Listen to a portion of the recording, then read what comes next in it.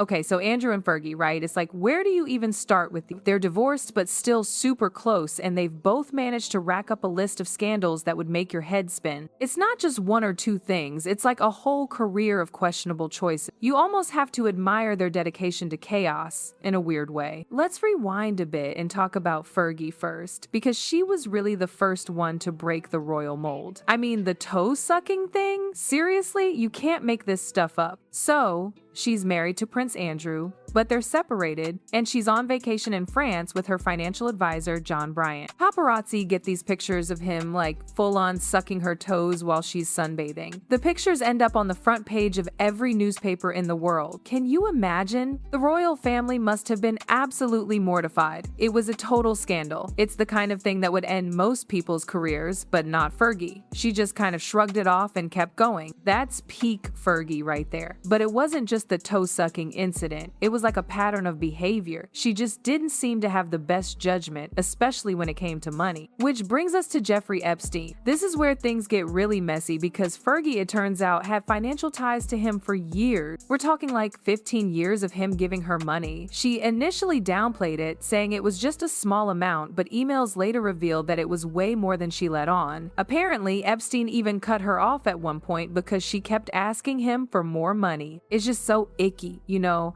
Knowing what we know now about Epstein, the fact that Fergie was so closely tied to him for so long is just really disturbing. She's since said she regrets the association, but it's hard to believe that she didn't know something was off. And then there was the whole cash for access thing. This was another classic Fergie moment. She was caught on camera by an undercover reporter offering to sell access to Prince Andrew for like £500,000. She took a $40,000 cash down payment. It was all caught on tape. She claimed that Andrew had no idea about it, but the damage was done. It just reinforced the image of her as someone who was willing to do anything for money. It's hard to feel sorry for her, honestly. But wait, there's more. The Turkish orphanage scandal. This happened back in 2008. Fergie was filming a documentary in Turkey, and she went into an orphanage. Turkish authorities accused her of filming the kids without permission and violating their privacy. They even tried to get her extradited to Turkey, but the British government refused. The case dragged on for years before it was finally dropped, but it just added another layer of controversy to her already messy reputation. And it wasn't just scandals with the press and foreign governments. Apparently, she was also a nightmare to work for. There are stories about her clashing with household staff all the time. One former royal butler even wrote a book about it, detailing all the tension and frustration. I mean, imagine being a royal butler and having to deal with Fergie's drama on top of everything else. It sounds like a total nightmare. Okay, so that's Fergie in a nutshell. A whirlwind of bad decisions, financial woes, and public embarrassment. But don't worry, Andrew is just as bad, if not worse. Okay, so Andrew, where do you even begin? It's like, he's not just a screw-up, he's a royal screw-up, which makes it so much worse. And the thing that's really defined his public image, I mean, the thing that everyone knows him for is the whole Jeffrey Epstein situation. I mean, the allegations are just horrific. Virginia Giuffre said she was trafficked to him by Epstein when she was underage. She said it happened multiple times in different locations, including Ghislaine Maxwell's house in London, Epstein's mansion in New York, and even on his private island. Andrew has always denied everything, but the whole thing is just so gross. There wasn't a criminal trial, but he settled the civil case for a ton of money. Allegedly millions, and after that he lost all his military titles and royal patronages. So, you know, it's not like he got away with it completely, but it's still just yikes.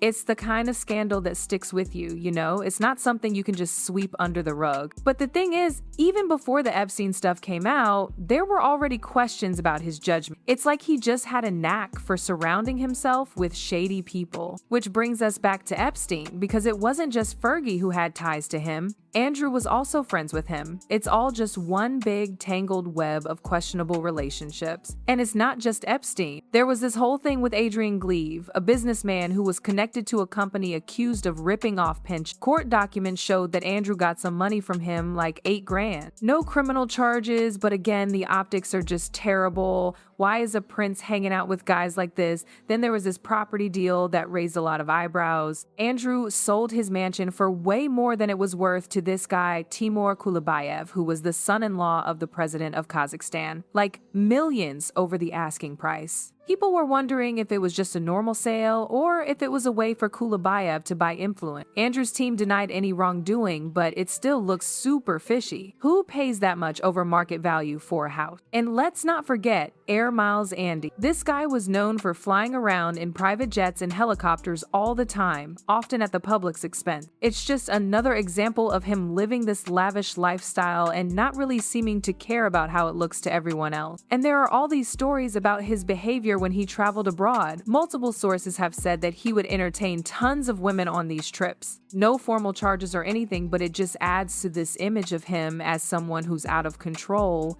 and doesn't really respect boundaries. And don't even get me started on the stories about how he treated his staff. Apparently, he was super demanding and would yell at them if they didn't do things exactly the way he wanted. There's even a story about him making them line up his teddy bears in a specific order.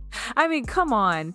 And then there's that whole thing with Fergie supposedly having a crush on Epstein. I mean, this is according to Ghislaine Maxwell, so take it with a grain of salt, but she apparently told US authorities that Fergie was really into Epstein. Like, she felt sidelined because Fergie was trying to get with him. Can you even imagine? Maxwell also said that Fergie celebrated when Epstein got out of prison and even visited him in New York with her daughters, asking for help with her charity. Again, these are just allegations, but they're out there on the record, and it just adds another layer of yuck to the whole situation. It's like, how could you be so blind? Or were you just choosing to ignore all the red flags because he was rich and powerful? So, putting it all together, you kind of have to wonder, right? Were Andrew and Fergie just clueless and unlucky? Or did they really think they were above the rule? Did they just assume they could get away with anything because they were royals? I mean, it's not like they were ever exactly known for their humility or their common sense. They both seemed to have this sense of entitlement, like the world owed them something. And maybe that's part of the problem. When you grow up in that kind of environment where everyone's kissing your butt and telling you how great you are, it's easy to lose touch with reality. And let's be real, the royal family has a history of turning a blind eye to bad behavior. As long as you don't embarrass them too much, they're usually willing to look the other way. Maybe Andrew and Fergie just took that for granted. They figured they could get away with anything, and for a long time, they did. But eventually, the chickens come home to roost, right? All those bad decisions and questionable associations finally caught up with them, and now they're both paying the price, at least to some extent. Andrew's been stripped of his titles and is basically persona non grata, and Fergie, well, she's still Fergie, still finding ways to make headlines for all the wrong reasons. It's kind of a sad story, really. Two people who had everything, who could have used their privilege and platform to do something good, but instead just squandered it all on themselves. It just goes to show you that money and power don't necessarily make you smart or happy.